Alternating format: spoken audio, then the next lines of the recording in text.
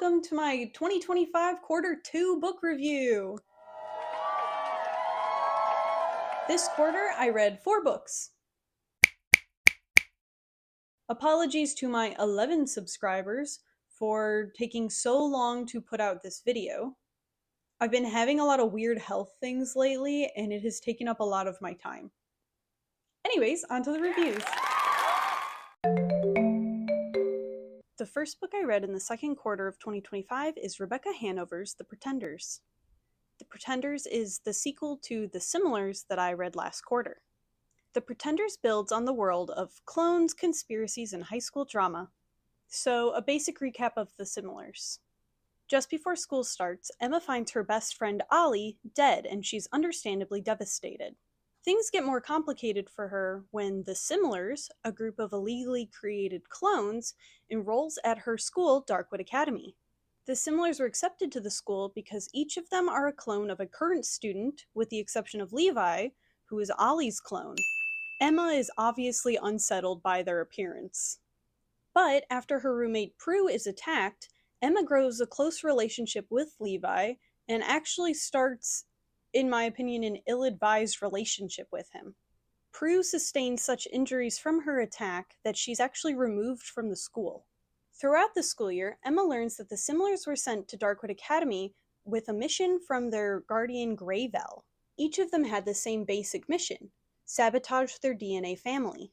Meanwhile, Headmaster Ransom is performing secret experiments on the Similars and regularly collecting their blood and plasma. The dramatic twist comes when Emma learns that Ollie isn't actually dead. The body she found belongs to another clone of him. The real Ollie has actually been imprisoned by Grayvel, who, another plot twist, is his biological father. Emma, the Similars, and a recovering Prue organize a rescue mission to Castor Island, where the Similars were raised. There, Grayvel reveals that he used to be a student at Darkwood Academy too, along with the DNA parents of all the Similars and Emma's father. It turns out the Similars were created to get revenge on Grayvel's former classmates who he feels wronged him. The group rescues Ollie, but it's not without cost. Levi ends up having to stay behind so that Grayvel will not pursue the others. Just before the book ends, Grayvel drops one final bomb on Emma. She is also a clone, created to replace the original Emma, who died when she was 3 years old. Emma decides not to confront her father over this. Okay, now on to the Pretenders. We open up just as the next school year is starting. Levi is still stuck on Castor Island with Grayvel, having spent the rest of the school year and the entire summer there. Emma tries to contact him, but the message is intercepted by Grayvel, who warns her to stay away. Back at Darkwood, anti-clone protests are becoming a really big thing, and they're led by a new student, Harlow. Harlow, of course, is inducted into the 10, but it's rebranded as the 9 because Levi is missing. The night of the first meeting of the 9, Harlow and the other junior members kidnap the senior members, including the Similars and Emma. Emma escapes and discovers that she has powers like the Similars. She can heal very fast and she can hear people's thoughts. She's able to save the other captives, and she is surprised that Ollie is there. Several problems then happen at once. First, Emma uses her new powers to discover that Ollie is still in love with her, which is the reason they stopped talking in the first place before he got kidnapped. Second, Headmaster Ransom injects himself with a cocktail made of the Similar cells in an effort to cure his illness. He later collapses in the cafeteria in front of everyone and is removed from the school. Third, all of the teachers mysteriously vanish. And finally, fourth, some graduated students who were minor antagonists last book, Archer, Jake, and Tessa, show up on school grounds and declare themselves in charge. They throw a massive party. During the chaos, Emma and Ollie are locked into the janitor's closet by Jake, only to turn around and find out that Jake's already in there. This confirms that there are 3 copies of Jake: an original, a similar, and a new unknown one. We later find out that this new group of clones are called the duplicates. They are made from the same pool of DNA as the Similars. Then, during an emotional back and forth, Ollie suddenly kisses Emma right as Levi reappears.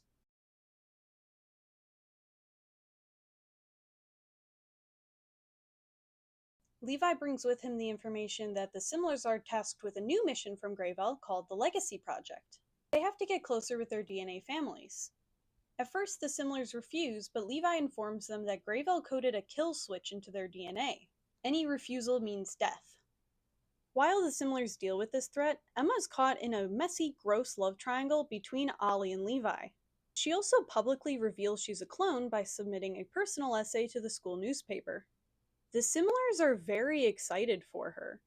They're also excited for her new powers because none of them could ever master brain-to-brain communication. Once again using her new abilities, Emma reads Ollie's mind one night. She realizes that he is not Ollie, he's another duplicate. Ollie was kidnapped again! This guy cannot catch a break. Over time, the Similars Emma and Prue are able to piece together Grayvel's new plan. Replace powerful people with loyal clones. Duplicates, once created, are able to rapidly age to match their DNA donor and have all of their memories. The memories from the DNA donor are stored in memory servers by Grayvel. For one short period daily, the duplicate reports everything to Grayvel and then forgets, so they never know that they are a duplicate. The group sets out once again to rescue Grayvel's captives. They end up infiltrating Pollux Island, not Castor Island where the Similars were raised, but an identical but mirrored island near them. They go to rescue the prisoners, and they find out that Grayvel's brother, Seymour, is also involved. Grayvel tells them to stop or he'll activate their kill switch, but Theodora, one of the Similars, fights back, saying that she doesn't believe he'd do it.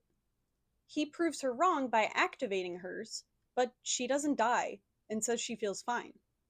So the threat is no longer considered. They round up all the prisoners when Theodora suddenly drops dead. Grayvel wasn't bluffing. Grayvel and Seymour unleash an army of blank duplicates, mindless clones. During the final battle, Emma is almost shot, but her father jumps in, saving her but costing him his life. The two are able to reconcile right before he dies. Then comes the final twist, which is remarkably similar to the end twist of last book. Emma finds out she's not a Similar. She's a duplicate created to spy on her friends the whole school year. Our original Emma has been a captive on Castor Island since the end of Book 1. The real Levi never left Castor Island either. In order to stop Grayvel and Seymour, duplicate Emma and Levi stay behind to destroy the memory servers.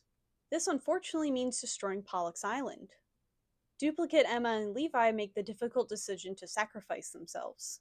He's going to sacrifice himself! The final chapter returns to our original Emma, who describes her year trapped on Castor Island and her growing relationship with Levi. It ends with a memorial for Theodora, Ollie releasing a film covering everything that happened the last couple years, and Emma finally beginning to understand who she is. Hanover uses modern references to ground her book in reality, sometimes oddly so. For example, on the very first page, Emma emails Levi using her Gmail account. They also reference a lot of different food brands. These details feel jarring. Instead of grounding the book, they pull you out of it. This was also true last book, but it was still weird that Maud and Jago, two of the Similars, are in a relationship together. Considering the Similars were seemingly raised as siblings, it was weird then and it's weird now. The 10/9 plot feels largely pointless. Across both books, it seems its only real purpose is to place our protagonists near very minor antagonists. It never meaningfully drives the plot forward or pays off in any way. Some plot developments feel absurdly rushed or illogical. For example, Headmaster Ransom, in the middle of a school function, suddenly decides to leave and inject himself with the Similars cocktail. There's no buildup or urgency to justify it, he just kinda goes and does it as if it couldn't possibly have waited. Another reoccurring issue was the constant recapping. The narrative frequently paused to remind readers of what just happened. I know the target audience was 14 to 17-year-olds, but that doesn't mean they need to be spoon-fed the information. These reminders felt like the author didn't trust her readers to retain basic plot points.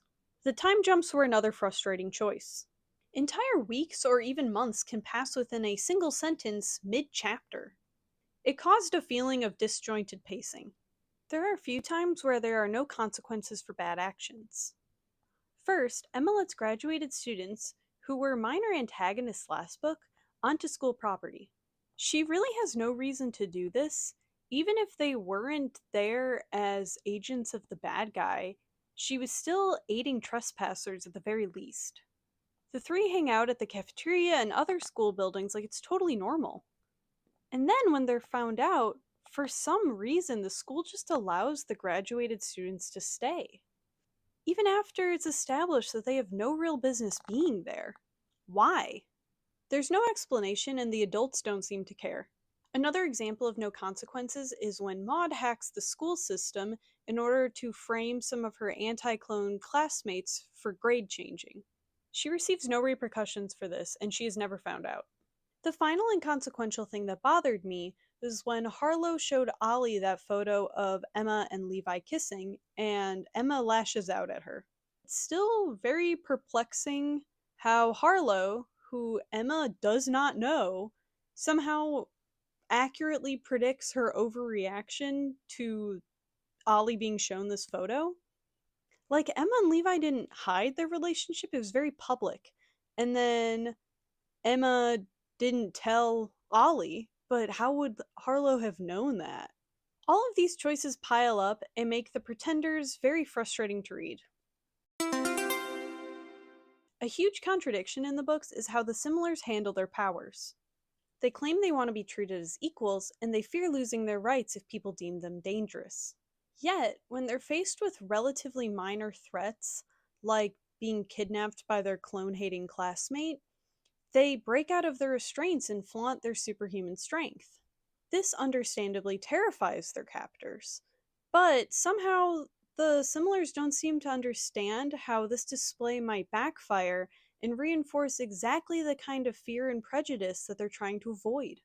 It was also surprising that it took the situation where Maud, Theodora, and Pippa break out of their ropes in front of their classmates to out their superhuman abilities, because last book and this book, the Similars, especially Levi, openly do crazy things like I mentioned in the last video. The Similars don't behave like other clones, they possess unnatural abilities, like holding their breath for impossible amounts of time or jumping to inhuman heights. Another plot hole is that after the teachers vanish, the cafeteria somehow remains fully stocked. Who's running food service? Certainly not the students.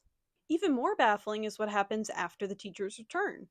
Despite having been unconscious until moments prior, they've already somehow spoken to the school board and begun drafting punishments for the students.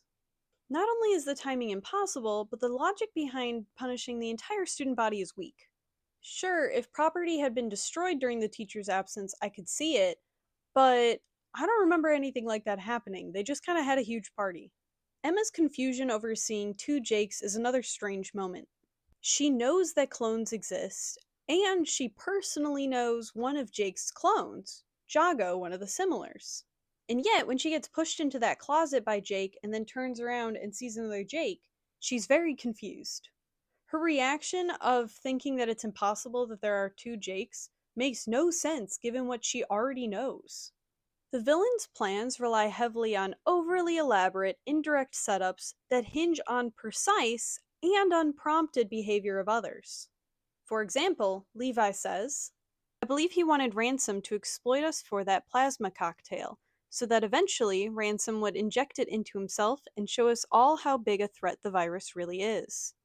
This logic assumes that not only will Ransom take the bait, but do so in a very specific way, at a very specific moment, in front of the right audience. It's convoluted and overly reliant on chance. Also, for some reason, despite being raised by Grayvel, who is from the United States, all of the Similars have British accents. This is not explained. Finally, there's a strange dynamic between the DNA families and the Similars. Despite having no legal or emotional obligation to them, and in many cases having outright hostility, these families still show up to family events at the school. For instance, Theodora sent her DNA father to jail for fraud, and her DNA mother, who is staunchly anti-clone, still shows up and is with the other parents of students. Why would someone who opposes the Similars' very existence want to be involved in their lives? To me, it felt like the author needed drama more than decisions grounded in character motivations. All in all, these inconsistencies chip away at the story's believability and really took me out of the world. Made it hard to get lost in the story when I had to keep making sense of the internal logic. Okay, buckle up because this part will be long because it was the most frustrating part of the book. For the first half-ish of the story, Emma was in denial about Levi. Despite knowing that he's being held captive by Greyville, Emma spends all the time between the end of the Similars and the start of the Pretenders, so the rest of the school year in the summer, which is 139 days, waiting for Levi to contact her first. That behavior alone sets the tone for much of her decision making. Irrational. It's frustrating to watch Emma spin in circles about Levi's intentions when the facts are clear. Greyville literally sends her a photo of Levi's bruised and battered face and warns her to stop contacting him or else. There's no ambiguity about the situation. Levi is Greyville's prisoner. And yet, Emma still questions if Levi voluntarily cut her off, wondering if he simply just doesn't want to talk to her anymore. This marks the beginning of Emma's bizarre tendency to trust what Greyville says over her own instincts or what is plainly in front of her. Which leads to my other issue. Emma continually misplaces her trust. She doubts those who care about her and inexplicably gives weight to the manipulations by the story's main villain. Even when she acknowledges that Greyville is untrustworthy, part of her still entertains his lies. She narrates, "My pulse quickens as I remember what Greyville said, that Levi doesn't want to come back, or see me. I don't believe him. Levi wouldn't, not after everything that happened last year. Could he have forgotten what we shared? Has he forced himself to forget? Or is Greyville telling the truth?" This moment is baffling. Greyville literally threatened Emma that if she continued trying to contact Levi, he'd continue the abuse. And yet, Emma is still wondering if Levi wants to see her? Like, what? Meanwhile, she continues probing the Similars for information without offering them any of the stuff she knows. She doesn't tell them about the letter Greyville sent about her being a clone, or about the email warning her to stay away from Levi. There's no explanation other than a vague "I can't," which just feels like a convenient way to keep the plot stalled. Even when she finally does confide in Maud, 2 weeks after Greyville called her, she still seems to believe that Greyville might be telling the truth about Levi. Maud correctly says she doesn't believe what Greyville says about Levi, but Emma pushes back, saying, "Greyville said Levi doesn't want to come back here, that Darkwood was never a good fit for him. I don't let on how loaded this is for me, how fraught with emotion. Surely Levi hasn't really forgotten me. Surely he doesn't think that we weren't a good fit. I know it doesn't make logical sense. What we had last year was real, and he has to feel that too, right? But my heart isn't so convinced." Again, why is she giving Greyville's words this much weight? Especially after everything he's done. Even after telling Maud about the email and the phone call, Emma still keeps major developments to herself. Like the fact that she's suddenly healing very fast and can hear other people's thoughts. And that she's, like one of the Similars. For some reason, she just doesn't say anything. And then, when Levi returns and brings with him the information that he and all of his siblings could die if they don't follow Greyville's orders, Emma still wonders if Levi came back for her. Levi is under threat of death. He was tortured.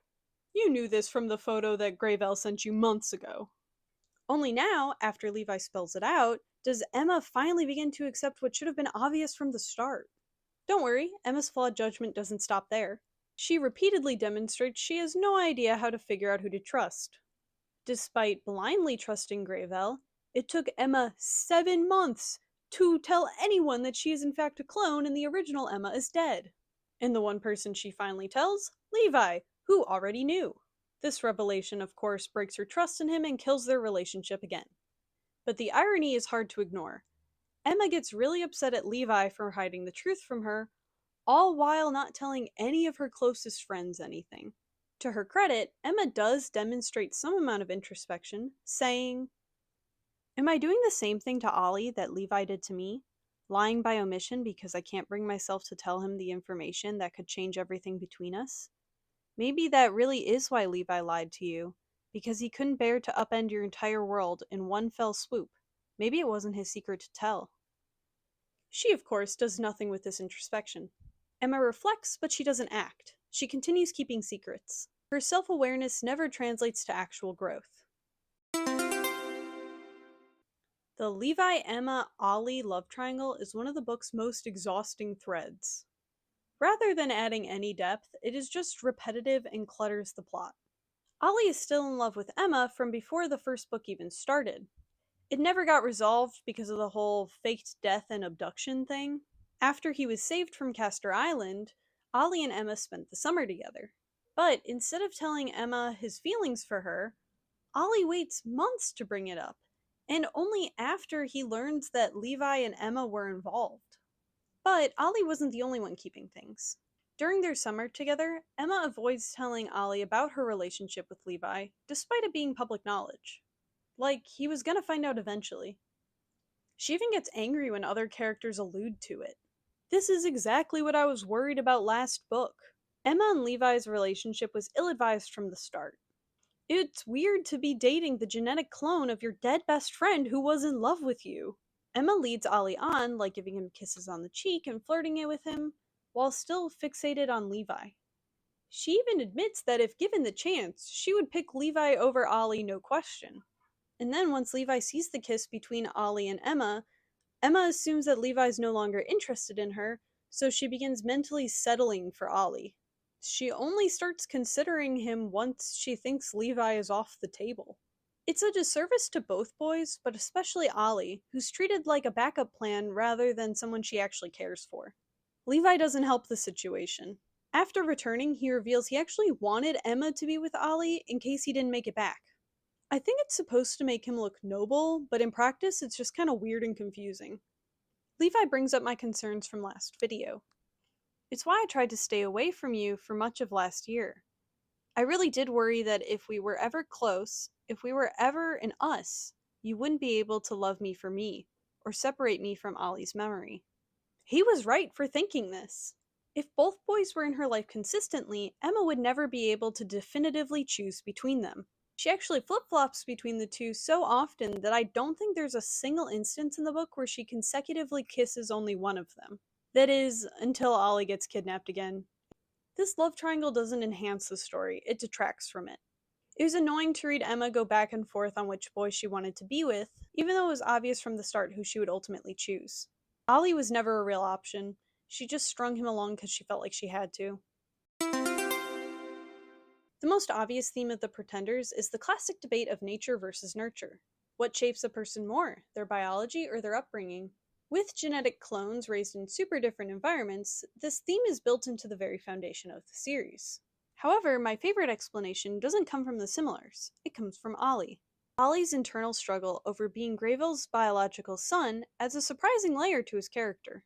He wrestles with the idea, feeling shameful because of who he comes from. He says, I know he didn't raise me. I didn't get my values from him, or my beliefs about right and wrong. I was lucky. I don't know what's worse, honestly, being Greyville's biological son, or being the kids he raised from birth. All I know is that the similars can choose to distance themselves from him. They can eventually walk away. I can never walk away from his DNA. That final line, I can never walk away from his DNA, was so good to me. It highlights how trapped Ollie feels with his father's blood running through his veins. What makes Ollie stand out to me is how his story contrasts with the similars. The clones actively tried to prove that they're not defined by their genetic origins and that they're more than just copies. But Ollie believes he's already marked by his DNA. Despite being raised in a loving environment, Ollie still struggles with the fear that some part of Greyville lives inside of him, waiting to turn him evil. He doesn't worry about becoming a copy of someone else. He's afraid he already is.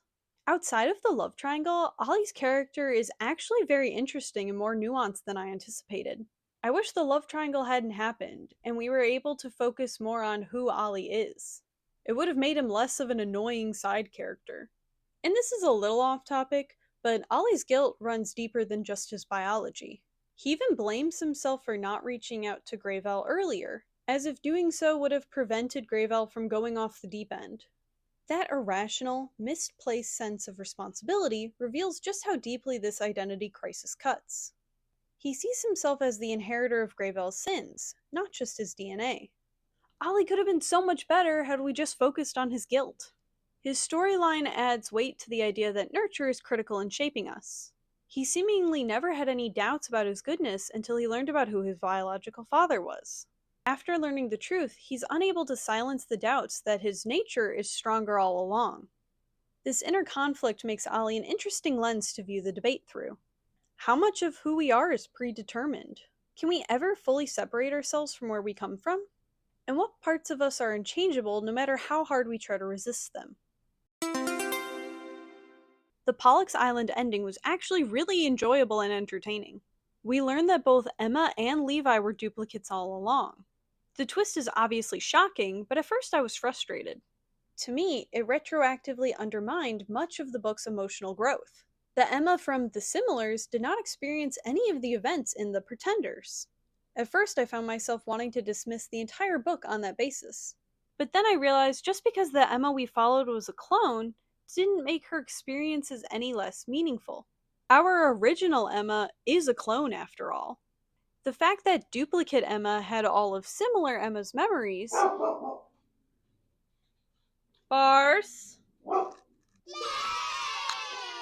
Why were you barking? Are you done being loud? No, but you are yawning. Good boy. You want to hang out? Okay.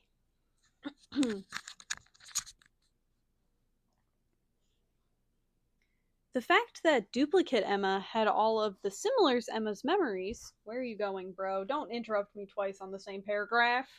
The fact that duplicate Emma had all of similar Emma's memories and made her own choices complicates the idea of what makes a person real. So even though I was initially frustrated, I came to really like the twist ending. However, something that initially frustrated me and still frustrates me is the realization that all of the drama we just witnessed, including that stupid love triangle, didn't matter. None of it happened to our remaining Emma and Levi, and a lot of it didn't happen to our remaining Ollie either. So the entire love triangle was ultimately useless other than to keep the plot from advancing. The only thing it really proved was that no matter the circumstances, Emma was always going to choose Levi over Ollie. I was also sad for the original similar Emma to lose out on that final talk with her dad about why he never told her she was a clone. Emma's dad died saving duplicate Emma, meaning that they had that last emotional moment. When they both died, that memory died with them. I just wish that the similar Emma could have gotten some sort of closure with her dad. Then, Theodora's death with the kill switch was genuinely moving, especially because I really thought she was going to survive. That twist had real emotional weight and consequences, unlike some other parts of the book. But it's the final scenes that stayed with me the most. I ended up telling all my coworkers about it because it was legitimately haunting me. The duplicate Emma and Levi choose to blow up Pollux Island to destroy the memory servers and cloning data, fully aware it will cost them their memories and their lives. Watching the main character of the book slowly forget everything she knows while burning alive was borderline traumatic and genuinely distressing. Ultimately, The Pretender suffers from an inconsistent protagonist, an exhausting and unnecessary love triangle, repetitive exposition, and unresolved logic gaps. Despite some standout moments, particularly Ollie's development and Theodora's death, the story often feels like it's just spinning its wheels. Themes like identity, trust, and belonging seem compelling in theory, but they get buried under layers of teen drama and secrecy. That being said, I did enjoy the duplicates twist and Emma being unsure of who she could trust. While the execution of the paranoia element could have been stronger, the final twist that Emma couldn't even trust herself was excellent. In retrospect, I find myself liking the idea of the book more than the book itself. I'll also give credit where it's due. The final line of this book offers nice juxtaposition to the opening line of the first one. We go from, I don't actively want to die, not all the time, to, I smile because I think I finally know who I am now, or who I might become anyways. I think I might like her. I ended up giving this book 3.5 stars.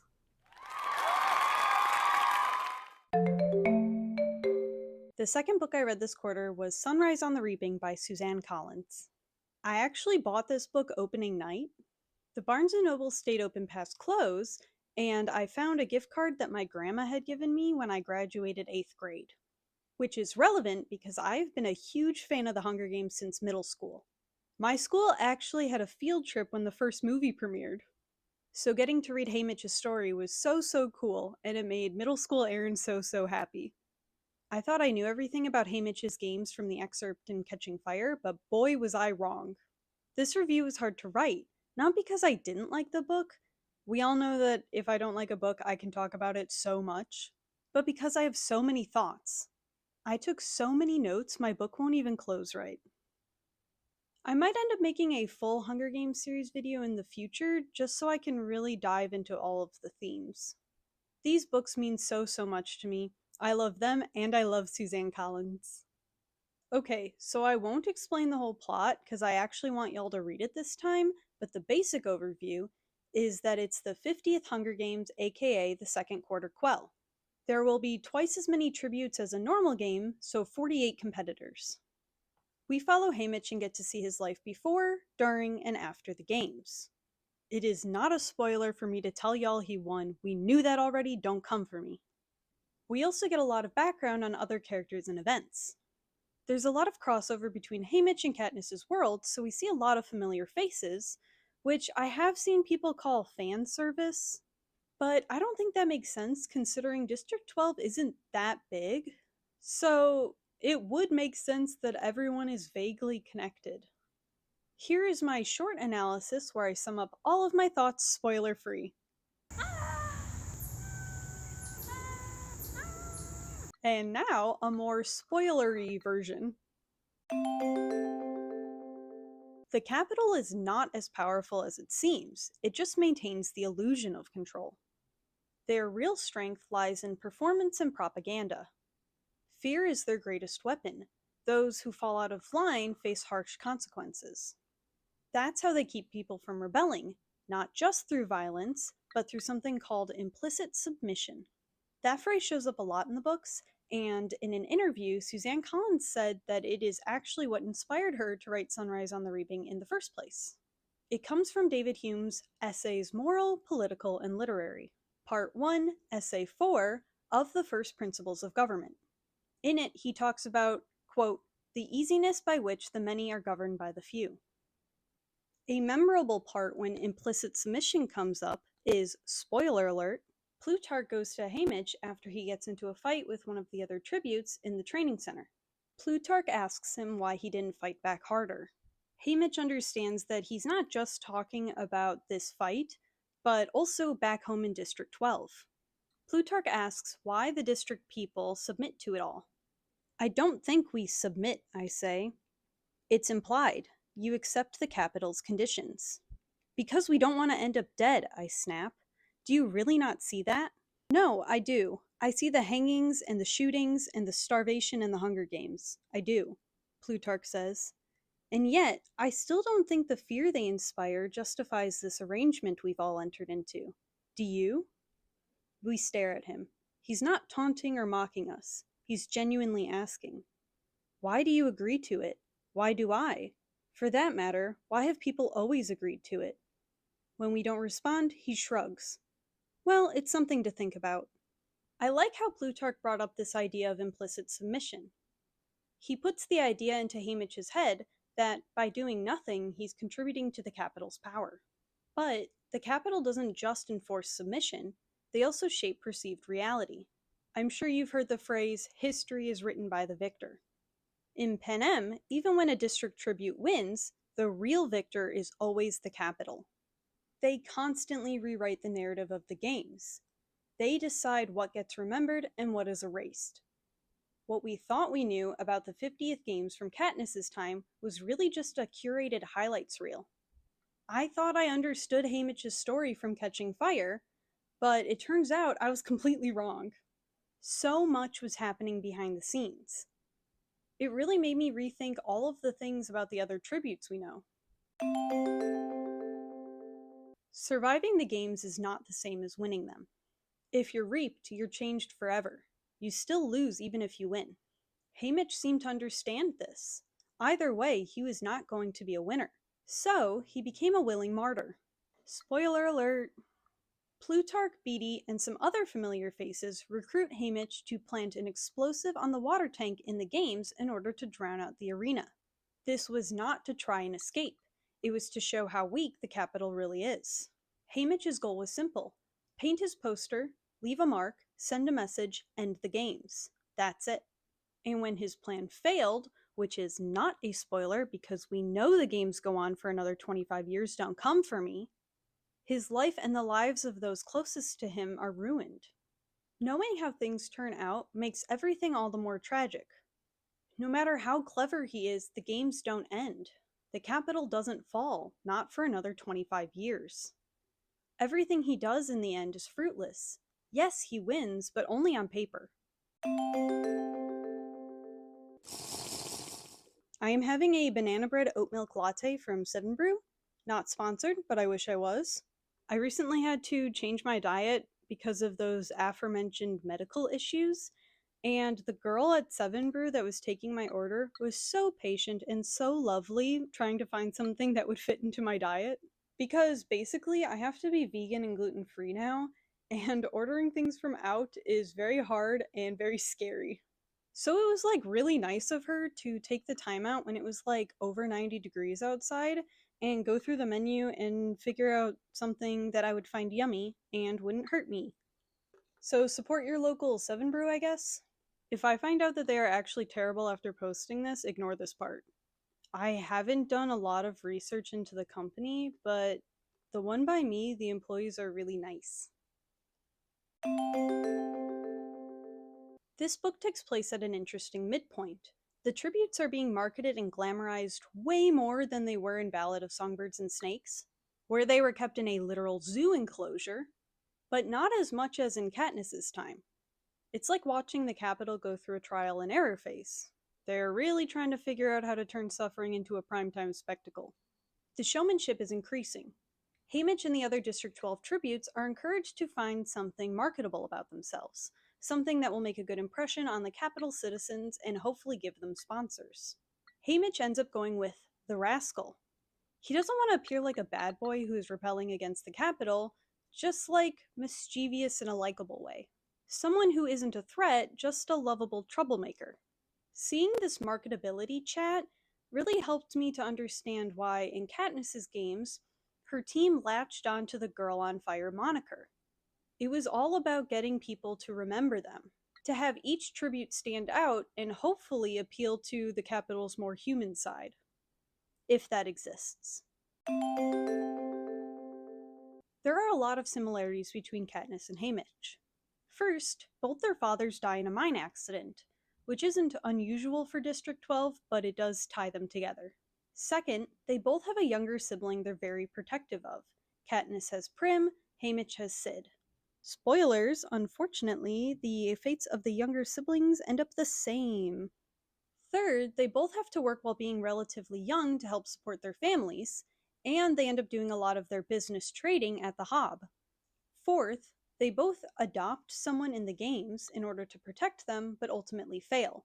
Which is not a spoiler, because of course they fail, they are the victors. Katniss and Haymitch also had a lot of differences. Haymitch was strategic. He tried to subvert the system intentionally. And, as I said before, he was a willing martyr. Katniss, on the other hand, never had an angle. She didn't plan to become the face of a rebellion, it happened authentically. She didn't worry about how the games would change her, she was just focused on saving herself and Peeta. That's why she succeeded where Haymitch couldn't. Her authenticity is the thing that won everyone over. The whole time Haymitch was in his arena, he was a character. He was the rascal. He wasn't Haymitch.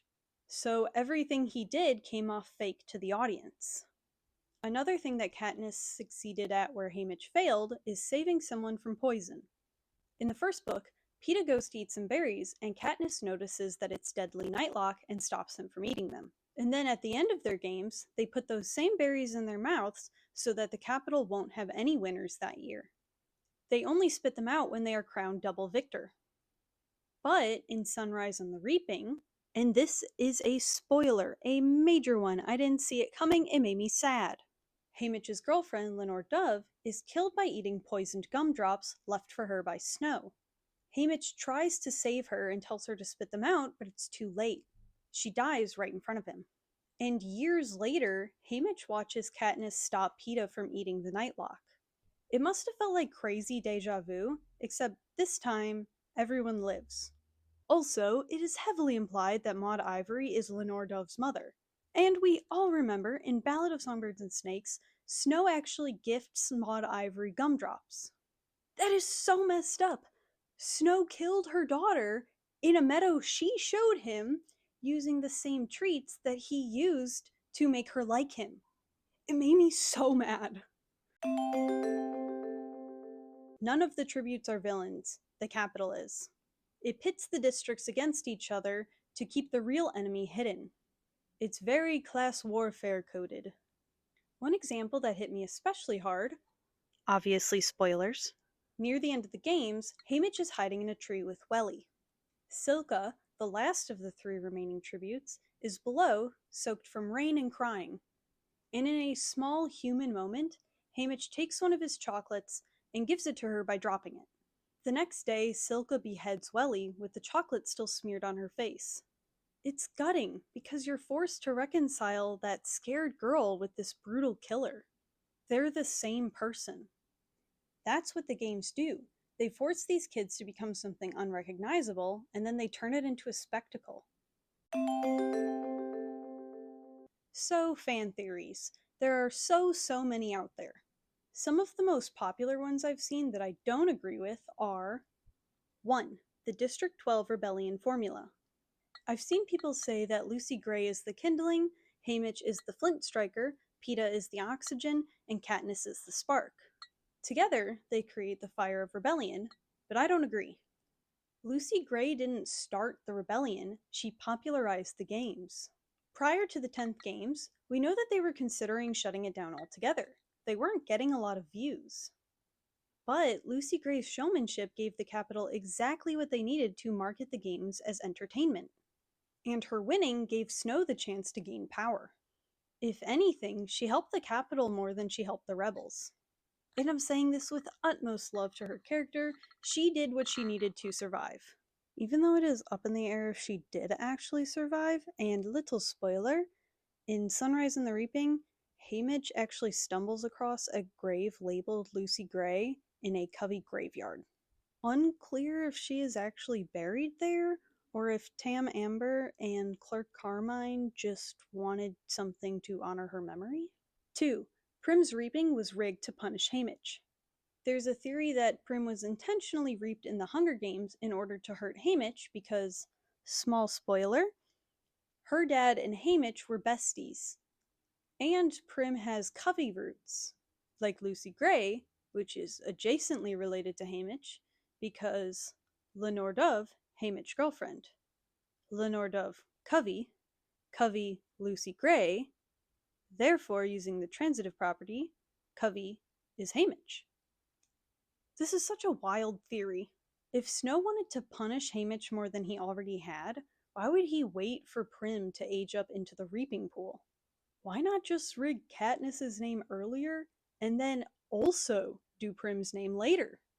That feels more obvious. And I don't discredit that Snow is a petty drama queen, but this overcomplicates things to a degree I just can't believe. 3. Seneca Crane was a secret rebel. Yes, this theory is completely unrelated to this book, but I saw the theory a couple times, and I felt the need to say something about it. Another theory says Seneca Crane, the head game maker from the first book, was actually helping Katniss all along. That he gave her a high training score to give her a competitive edge, leaned into the whole star-crossed lovers angle, and engineered her winning by breaking the rules. But I don't think he was doing that all for Katniss. He was a showman. He liked all the drama. He saw what was getting ratings and just leaned into it. He didn't care about the rebellion, he cared about good TV. That's what got him killed in the end. He broke the rules not for a cause, but for entertainment. Honestly, he probably was the best game maker the Capitol could have had, because he did draw in quite a crowd by allowing different things to happen. And if he wasn't killed by Snow, Plutarch would have never been the head game maker, and he could have never helped Katniss overthrow the Capitol. So, pretty dumb move on Snow's part for killing Seneca. Okay, let's talk names real quick. It is well known that Suzanne Collins doesn't just pick her names out of a hat. They are carefully selected and reveal a lot about the character. I'm pretty sure Suzanne Collins invented the name Haymitch. Probably a blend of Hamish and Mitch. Hamish means supplanter, someone who replaces or overthrows. Mitch means who is like God, a question, not a statement. The Hamish influence is obvious. Hamish tries to overthrow the Capitol. And I think Mitch was a question because Hamish is not a god, he's not a savior, and, not a spoiler, obviously everyone who pairs up with him dies. He couldn't save any of them. He also, spoiler, could not save his mom and brother. They died because he won. I just love how his name pairs with his story, and you can see all the symbolism. This book was so heartbreaking. One of the hardest parts was meeting characters and realizing we don't know their names because they're not surviving this book. It hurts to care about them knowing that they won't make it out. Which, kudos to Suzanne Collins for being such a fantastic author, because even though I tried to not care about certain characters, she made me like them anyways, and then I was really sad when they died. All part of her plan. This book deepened the world in so many ways I didn't expect, and made me rethink everything about the games I thought I knew. If you've read the book, please tell me your thoughts in the comments down below, and if you haven't, go read it, and then come scream with me. Obviously 5 stars.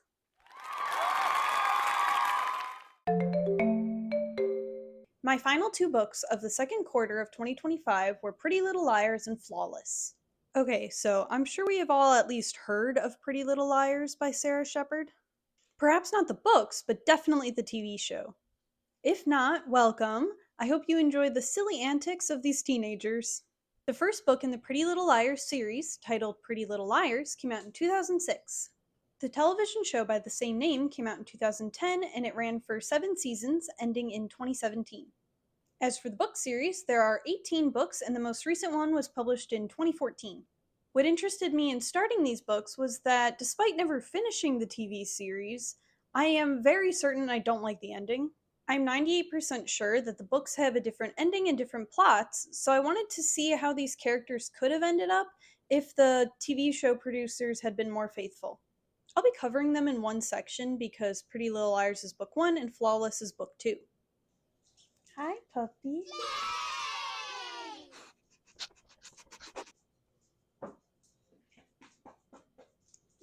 Hi, Jealous.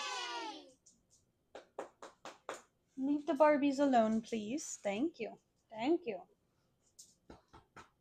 So let me give you the summary of Pretty Little Liars Book 1. Quick note, for the sake of there are a lot of names in this summary, I will be using the actors' photos from the TV show when applicable. However, there's a lot of differences between the characters in the books and their TV show counterparts, so just keep that in mind. The first Pretty Little Liars book follows 4 ex-best friends, Aria, Hannah, Spencer, and Emily. Their lives were torn apart after the mysterious disappearance of their group's ringleader, Allison, 3 years earlier. Through flashbacks, we're able to see how close they once were and how much they've changed since Allie disappeared. The story begins when a new family moves into Allison's old house. Emily stops by and meets Maya, the new girl, and they quickly become friends. Meanwhile, Arya is returning to Rosewood, having spent the last 2 years in Iceland where her father was teaching. On her first night back, Arya visits a bar, despite being underage, meets a guy, and hooks up with him, only to find out later that he's actually her new English teacher, Mr. Fitz. We see that Hannah has reinvented herself as one of the school's most popular girls. She's now best friends with Mona, who's somebody the group used to bully, and she's dating Sean. Hannah wishes she could take their relationship further, but Sean doesn't, much to Hannah's frustration. She and Mona also shoplift frequently. Spencer hasn't changed much. She's still an overachieving academic and is constantly overshadowed by her big sister, Melissa. Spencer's excited to move into Melissa's old bedroom, which is actually a converted farm on their property. But Melissa's current townhouse is getting renovated, so her parents end up letting Melissa move back into the barn with her boyfriend, Ren. Tension builds when Ren starts showing interest in Spencer. But the real mystery kicks off when Arya receives an anonymous message from someone calling themselves A. The text implies that they know about her secret relationship with Mr. Fitz, or as Arya calls him, Ezra. Soon, Emily gets a message too after she walks Maya home from school and they exchange some flirty kisses on the cheek. A says they're surprised Emily found another friend to kiss, referencing Emily's long-buried crush on Allie, whom she once shared a kiss with. Spencer gets a message after a hot tub moment with Ren. It's a text about coveting her sister's boyfriend, something Allie once said to her. Hannah, caught shoplifting an expensive bracelet, is brought down to the police station by a new Officer Darren Wilden. 8 texts her a cruel message about gaining weight in prison, a trigger for Hannah, who has secretly struggled with bulimia.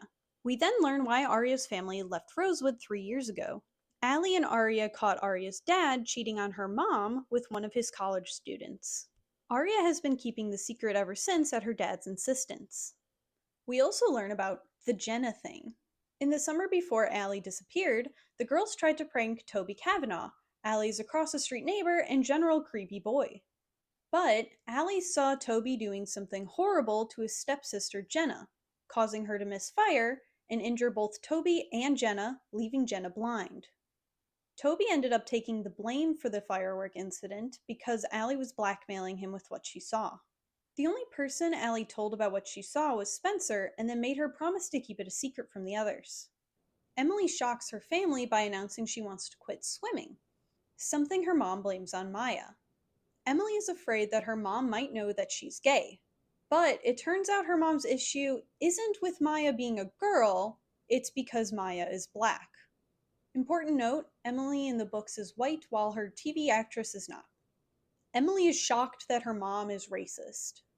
It was kind of like the opposite of this meme. Everything comes to a head at a big party thrown by Noel Kahn. Emily and Ben go together, but she sneaks off with Maya to a photo booth where they kiss. Ben catches them and he flips out. Hannah and Sean attend together, but he breaks up with her after rejecting her advances again. In a rage, Hannah steals his car, picks up Mona, and crashes it. Arya goes alone, but ditches when Ezra calls her. Spencer is the only one of them to not go to the party.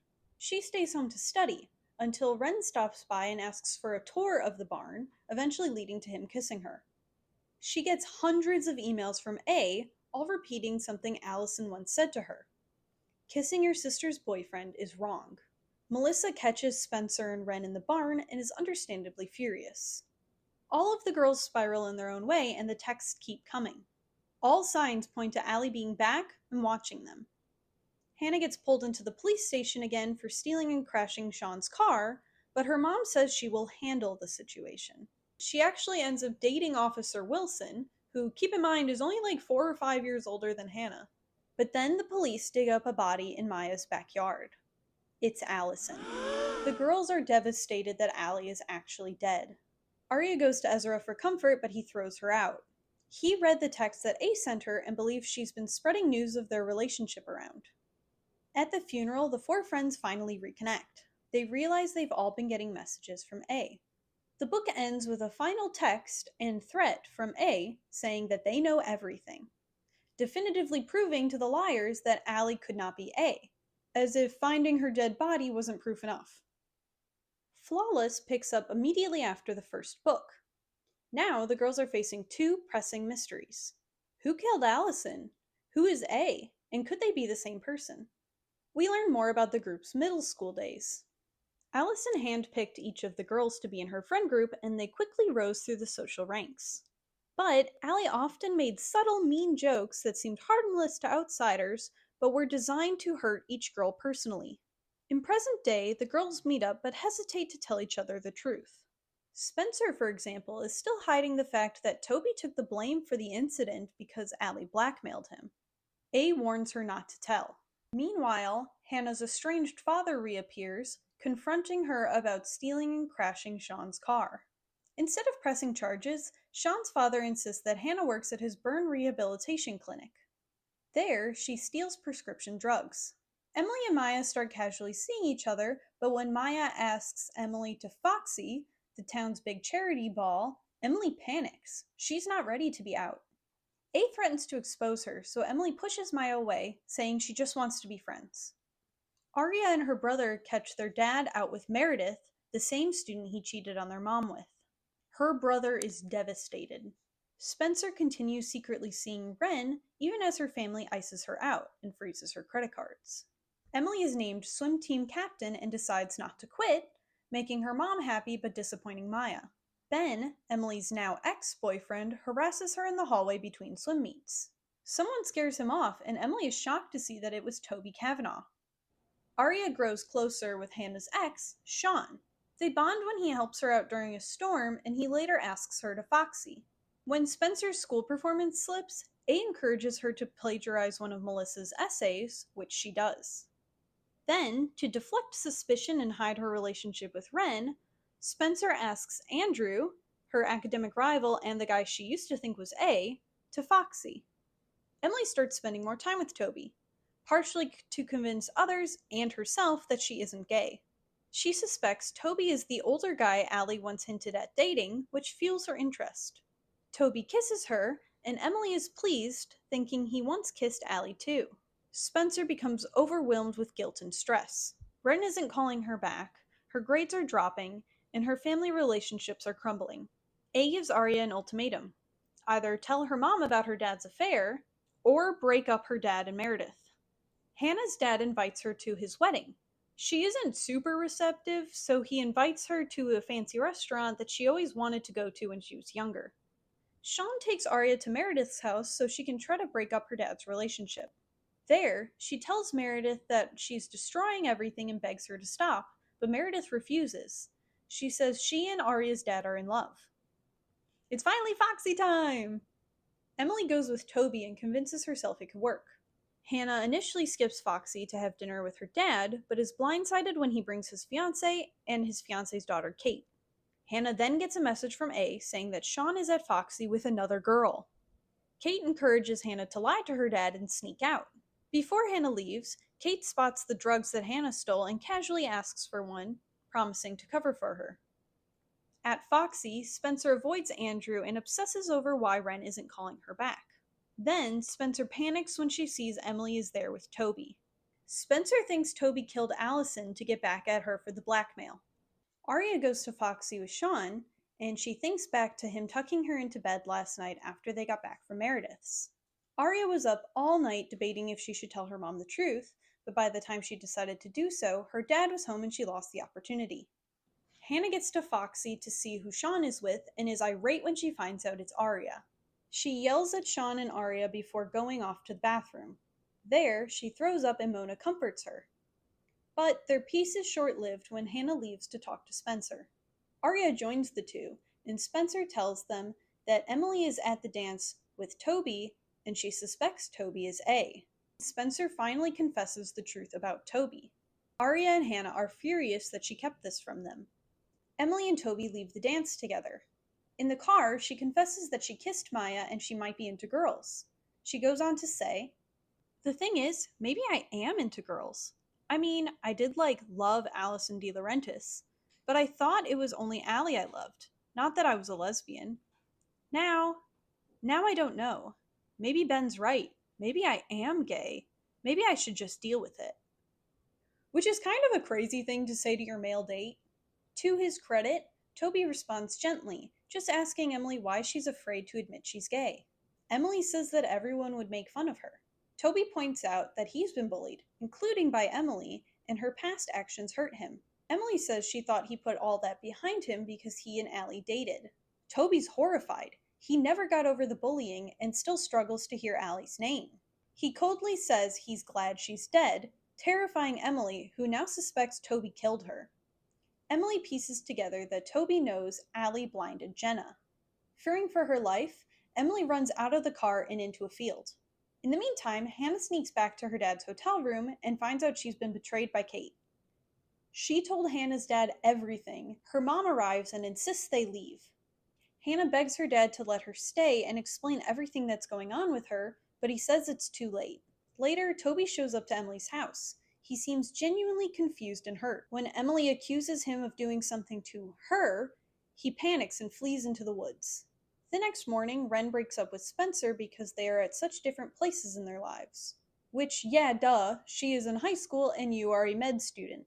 He also reveals he started seeing someone else. Spencer debates continuing her lies to Melissa, but ultimately tells her the truth about dating Wren. Melissa is completely unfazed. The reason Wren hadn't been answering his phone was because he actually got back with Melissa. The sisters now have identical hickey marks on their neck. Gross. Melissa decides to break up with Wren. She only went out with him to take him away from Spencer. Aria wakes up and realizes she missed her deadline to tell her mom about the affair. She goes to tell her mom, but it's too late. A sent a letter to her mom explaining the whole situation. Her mom is angry that Aria kept it a secret for 3 years. Aria's dad has gone to be with Meredith. Furious, her mom says she can't be around Aria, and Aria offers to leave. Spencer calls Aria and apologizes for keeping the truth about Toby hidden. Aria is initially upset, but realizes she's been doing the same thing to her mom, so she moves past it. Spencer also reports that there are police cars outside of Emily's house. The girls reunite at Emily's house, fearing Toby killed her. But Emily comes out and reveals the truth. Toby is dead. He took his own life after the confrontation with her. He left a letter to Emily, confessing deep shame for what he did to Jenna. Emily realizes that Toby thought that she knew about Jenna, not Allie. He misinterpreted the her and ended his life over it. Spencer finally reveals the whole truth. Allie caught Toby assaulting Jenna and used that to blackmail him. Emily is heartbroken. Though Toby wasn't a good person, she feels responsible for pushing him over the edge. The book ends with Emily getting another text from A. So, Toby wasn't A, and he didn't kill Allison. Each liar has their own distinct storyline and secret, but they all tie back to Allison in some way. Emily is slowly realizing she's gay, and fighting that part of her tooth and nail. She wants to be the perfect daughter, even if that means denying who she is. Her guilt and fear around her queerness feels very real. Aria is dealing with the fallout of seeing her father cheat on her mother with a student, and is having her own inappropriate relationship with her teacher Ezra. She wants to be emotionally mature and keep her family intact, so she hides the truth about her father's affair even when it hurts her. Hannah struggles with bulimia and shoplifting, both fueled by her desire to be physically perfect and win her father's attention. She wants to be beautiful, thin, and effortlessly popular. Spencer has a habit of hooking up with her sister's boyfriends, and she later plagiarizes Melissa's essay. She wants to outshine Melissa and earn her parents' approval. She craves academic perfection and only feels validated when she's better than her sister. They all have deeply rooted shame and fear of being found out. That shame keeps them quiet. I liked that each girl's secret was believable. Their desire to be what each of them deemed perfect drives their secrecy to the point of self-sabotage. But those are not their only secrets. Each girl shares one, the Jenna thing. They're all so terrified of what would happen if anyone finds out. One thing the series doesn't handle well is the normalization of age gap relationships. We have Spencer and Wren, Ezra and Aria, Hannah's mom and Officer Wilden, who again is only 4 or 5 years older than her, and we have Aria's dad and his student. These are portrayed as just part of the drama, but they're actually relationships where the power dynamics are completely skewed. Not to mention how problematic it is when the girls are portrayed as being in love or mature enough to handle it. Take Spencer's relationship, for example. Her parents scold her for making Melissa's boyfriend cheat. But no one addresses the fact that she is a teenager and Wren is a grown man. There's a disturbing pattern of blaming the girls for the actions of adult men. Aria's situation is just as alarming. She is clearly being manipulated by Ezra. He in fact points out many times that they shouldn't be together. He knows the relationship is wrong, and yet he continues to flirt anyways. It's not romantic, it's predatory. And then, in the TV show, their relationship is glorified. When Aria's parents try to intervene, they're painted as the villains. And, in the series finale, Aria and Ezra get married. He should have gone to jail. Even Arya's dad plays into this theme. He guilt trips her into silence about his already, for a different reason, inappropriate relationship, just so their family can appear happy. This is deepened by Arya's brother, who doesn't want to tell their mom because he doesn't want their family to not be together. Something that caught me off guard was a weird inconsistency between books. I read the original 2006 version of Pretty Little Liars. I noticed nothing strange with this copy. But then in Flawless, there were these weird modern references, such as a Billie Eilish song. Flawless came out in like 2007. Billie Eilish would have only been 5 years old at the time. I was really confused, so I did some Googling, and it turns out the author went through and updated all of the references in the books. This really pulled me out of the story. It was a bit jarring that a book that's supposed to take place in the early 2000s suddenly drops in Gen Z references. I don't know why they felt the need to modernize it. There are some significant differences between the books and the TV adaptation. Not only the actor's general appearance, which I don't really care about, but the addition and subtraction of some characters. Emily has two older brothers and an older sister. Though she's not particularly close to her sister, they do spend a lot of time together. They share a room, they're on the same swim team, and Carolyn never hesitates to help Emily out or celebrate her achievements. I really liked how their relationship was so much different than Spencer and Melissa's. It offered a nice juxtaposition. In the show, however, Emily is an only child. A huge difference is that Toby dies in book 2, but in the TV series, he's alive for, I think, the entire show and dates Spencer and not Emily. I do wonder why the writers made this change. The only thing I can think of is to give Spencer some sort of contrast where she was super academic and he's kind of dark and brooding. Another huge shift is that Emily's mom is racist in the books. But in the TV series, that storyline is erased entirely. And Emily herself is the only non white lead. It was a strange choice that removed a layer of complexity from Emily's character. I'm curious to see if the books will still make her mom homophobic or if they will stop at racism. Okay, fine, you caught me. I found myself enjoying these books a lot more than I thought I would. One of the things I appreciated most was how silly and self-aware the books were. They know their teen dramas and they lean into that chaos. They're just campy and fun. That said, there is a surprising amount of emotional depth hidden underneath the layers of drama. The girls are complicated, messy, and vulnerable in different ways.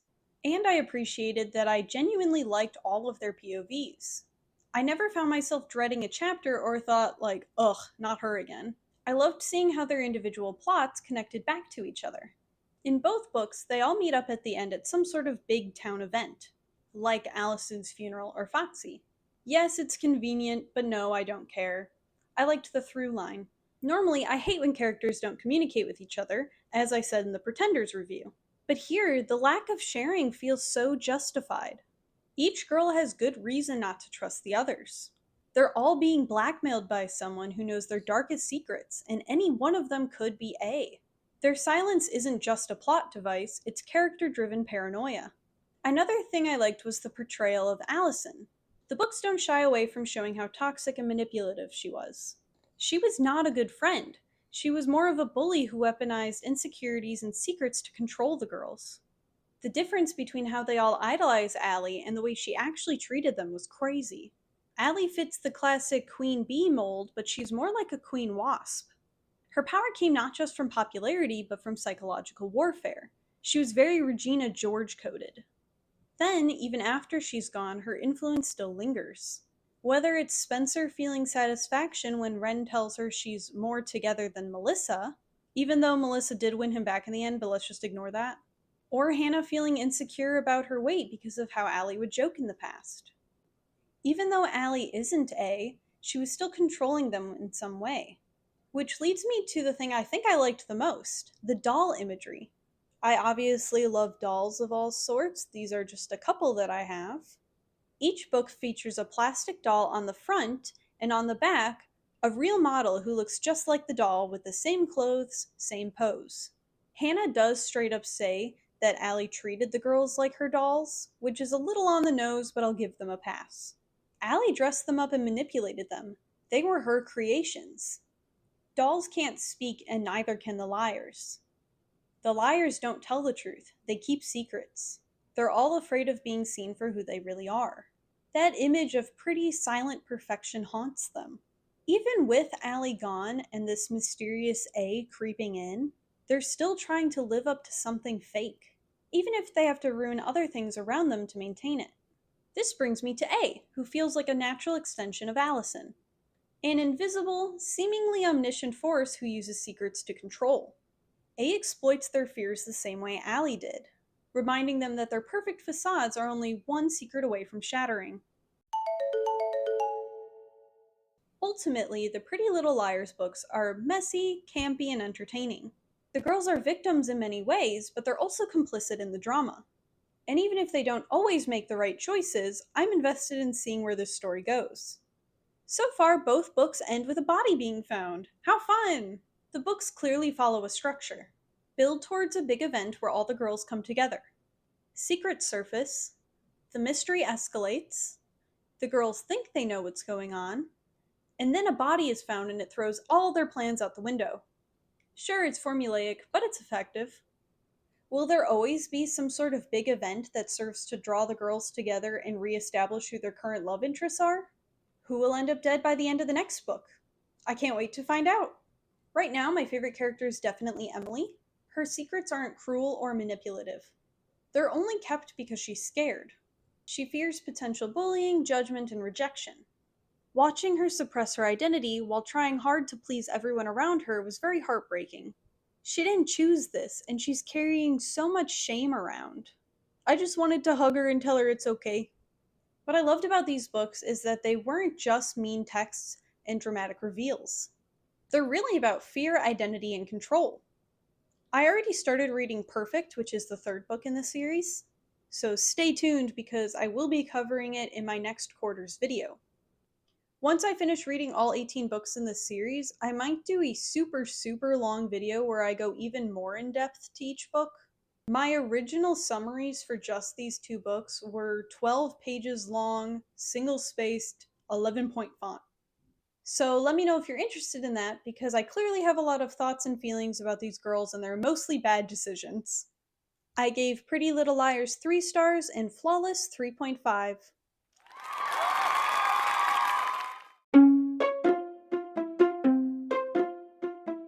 Thank you for watching through my whole video. I know it's very long, so I appreciate you. By far, my favorite book was Sunrise on the Reaping, but I feel like that was pretty obvious. If you have any book recommendations, please leave them below. I need to find better books, I think. If you go on my StoryGraph, it says that I'm currently reading 11 books, but really I'm only reading 2 of them. I'm reading Perfect by Sara Shepard and Moth Dark by Kika Hatsupulu. Moth Dark actually comes out October 28th, 2025, and it is currently June. I was able to get an advanced reader's copy, and I'm so thrilled about that. Thank you for watching. I hope you enjoyed yourself. Everyone who makes it this far in the video, please comment that both of my dogs are cute, and perhaps tell me which of these books was your favorite. If it's not Sunrise on the Reaping, I know you're lying.